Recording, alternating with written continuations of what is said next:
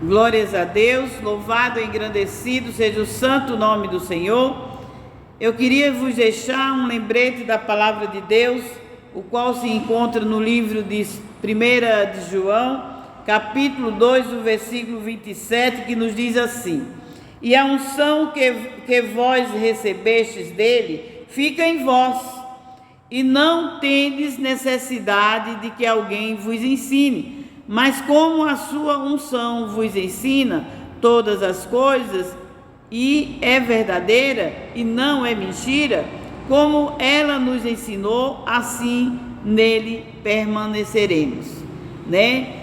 Então nós temos a unção de Deus, a qual ele já nos ensinou. Jesus Cristo, quando ascendeu aos céus, que ele, depois de ressurreto, ele ficou um tempo aqui ainda na terra com os seus discípulos, e ele foi subir aos céus. Está lá em Marcos 16, ele disse: ide a todo mundo, pregue o evangelho, que é as boas novas, a toda criatura, porque quem batizar e ser crer e batizar será salvo. Ele disse será salvo, né? Não já é salvo, será salvo. A partir do momento que você crê e se batiza. Crê em quê? Crê que Jesus Cristo é verdadeiramente o Messias. Jesus é o Cristo, o Filho de Deus, aquele que veio e levou sobre si os nossos pecados, para que nós pudéssemos assim ter comunhão com Deus, para que nós pudéssemos entrar diante de Deus pelo novo e vivo caminho que é pelo sangue de Cristo, pelo sangue do Cordeiro, que nós pudéssemos aprender mais de Deus. E aqui está dizendo que a unção ela vem de Deus, é a unção que nos ensina, a unção de Deus nos ensina, é Deus que nos ensina. Mas Cristo diz: vai lá e prega para todo mundo. Por que ele diz que prega para todo mundo? Pregar para os sacerdotes da época, os fariseus da época, né? O povo de Deus da época, que eram os fariseus, que sabiam muito, eram escribas, né? Era pessoas inteligentíssimas.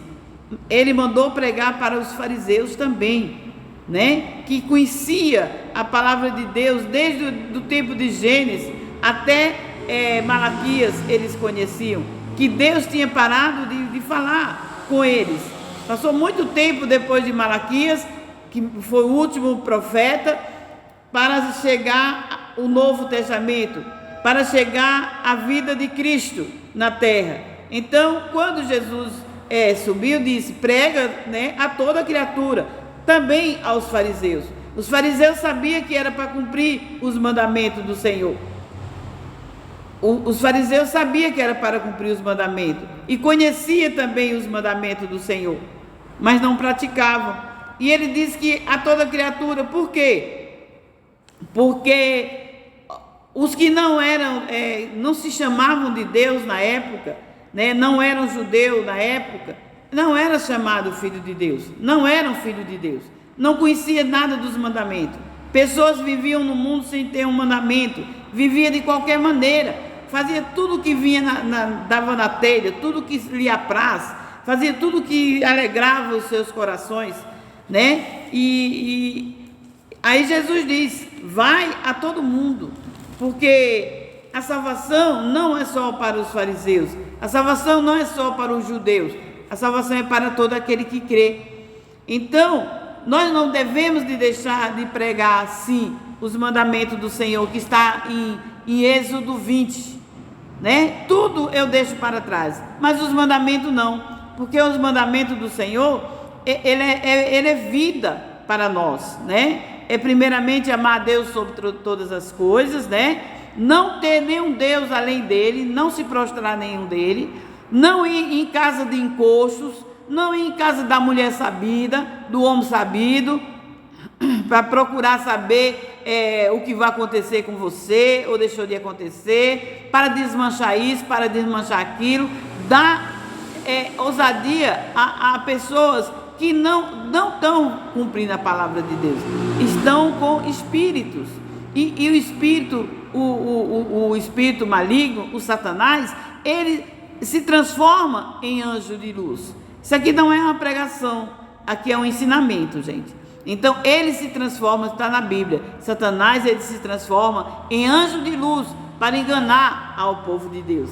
Então as pessoas vão nas casas de encosto, coisa assim, saber da vida. A partir do momento que nós cremos em Cristo, a partir do momento que nós achamos que somos de Deus, não devemos mais ir em lugar nenhum desses, nem mesmo aquele mísero pequenininho que achamos que não é nada, buscar os horóscopos da vida, né? Os signos, deixa eu ver os meus signos. Não, porque isso aí não tem nada a ver. Nós temos que crer em Deus, pedir para Ele, e Ele vai fazer para nós.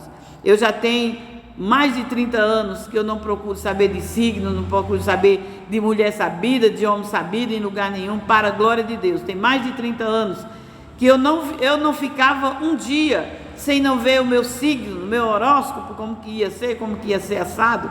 Isso aí é o próprio Satanás que ele bola na vida das pessoas, né? Dizem que veio das nuvens, veio não sei do que, dos signos, coloca até uns animais no signo, aquela coisa, enganação. Para quê? Para que nós prostramos a eles, para que nós todos os dias vamos ver, será que vai dar certo? Não! O crente, ele crê em Deus. O crente, ele cumpre a palavra de Deus. O crente vai e faz. Quando fala com Deus, quando vê que está certo. A palavra de Deus diz: ouvi de tudo, examinai, né? E receber o bem, o bom somente, né? Ouvi tudo, mas examina o que você ouviu. O que for bom, pratique, né? Nós temos que saber de tudo. Não temos que ser bobos, não. Nós temos que conhecer de tudo e analisar aquilo que verdadeiramente não está nos denegrindo para Deus. Se nós vamos colocar fé na casa de encostos e coisas assim, dizendo que são os espíritos dos mortos, os espíritos dos mortos vão nos ajudar em quê? Em quê? Eles já estão mortos. Se eles pudessem fazer alguma coisa, eles já tinham feito por eles mesmos, não tinha nem morrido. Então vamos buscar ao dono da vida e ao dono da morte, é a Ele, somente Ele, porque Ele fala conosco sim. Às vezes fala conosco na palavra, às vezes fala conosco no sonho, porque isso Deus tem feito muito comigo, e a palavra de Deus diz que nos finais dos tempos, os velhos, os jovens sonhariam e os velhos teriam visões. Eu tenho visões sim, não sou vidente não, mas Deus me dá visões sim, e não todo dia, não sou profeta de todo dia, não sou vidente não, mas Deus fala conosco sim. Quando nós buscamos a Ele sempre, buscamos andar como Ele mandou que andamos, né? E os mandamentos quem quiser ver depois, está lá em Êxodo 20. Êxodo 20 são os mandamentos do Senhor, até o 10º mandamento, né? Mas aí fala: não matarás, não adulterarás, não furtarás, não dirás falso testemunho, não cobiçar a casa do teu próximo, não cobiçar a mulher do teu próximo, nem o homem, né? Não cobiçar o servo das pessoas, quer dizer, a cobiça de jeito nenhum. Não podemos cobiçar as coisas alheias, nem matar e nem roubar, nem adulterar, nem se prostituir, honrar o pai e a mãe e adorar somente a Deus, buscar somente a Ele, não querer ajuda de nenhum lado de espiritualidade. A espiritualidade que nós temos que ter é de Deus. Muitos não chegam a Deus porque se acham pequenos. Muitos se acham muito pequeninos. Mas eu não posso chegar diante do Todo-Poderoso. Eu tenho que chegar lá nos encostos, lá nos espíritos, procurar saber deles, porque eles são espírito também. Não! Busquemos a Deus, pedimos a Deus em nome de Cristo, porque Ele fará. Cristo é o seu Filho, Cristo é o que morreu por nós. Ele pode fazer. E Cristo mesmo disse: o tempo do fim, o dia do fim, nem eu sei, só o Pai, que é maior do que eu. Então Deus é maior do que Cristo, Deus é maior do que tudo. Vamos buscar a Deus, adorar a Deus, porque Ele nos dá entendimento, sabedoria para podermos construir, fazer, edificar, comprar, vender. Ele nos dá sim, ler, entender a sua palavra. Ele nos dá, Ele dá o espírito de sabedoria, de inteligência, de conhecimento, de conselho. Ele nos dá um espírito de fortaleza e sobretudo de temor a Deus, que já é o princípio da sabedoria. Então vamos buscar a Deus, em nome de quem? Do Cristo, em nome do Cristo, que o Cristo é o Messias, Cristo é o Filho de Deus que morreu para nos salvar. Nós temos que clamar a Ele, porque Ele disse que nós podemos andar, entrar pelo novo e vivo caminho, que é pelo sangue de Cristo, diante de Deus. Se nós entrarmos diante de Deus, clamando pelo sangue de Jesus, clamando em nome do Cristo que morreu por nós, Deus ouve e nos responde. Deixa todas as santaiadas, todos os encostos, todos os espíritos, deixa tudo isso para lá. Isso aí é não amar a Deus sobre todas as coisas. É nisso que as pessoas pecam. Quem adora esse, quem adora aquele, vai buscar resposta nesse ou naquele. Aí você está deixando Deus. Então é isso que ama a Deus sobre todas as coisas.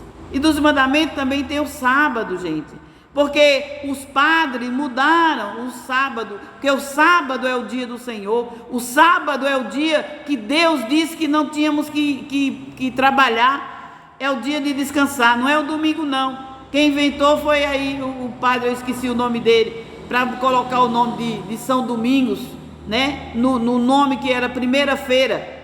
Amanhã é primeira-feira, segunda-feira, terça-feira e daí por diante. Ele trocou para ser o domingo, para que as pessoas viessem adorar, as pessoas viessem se prostrar, adorar, as pessoas viessem guardar o dia de domingo, dia de São Domingo. Misericórdia, nós temos que guardar o dia de Deus, que é o sábado.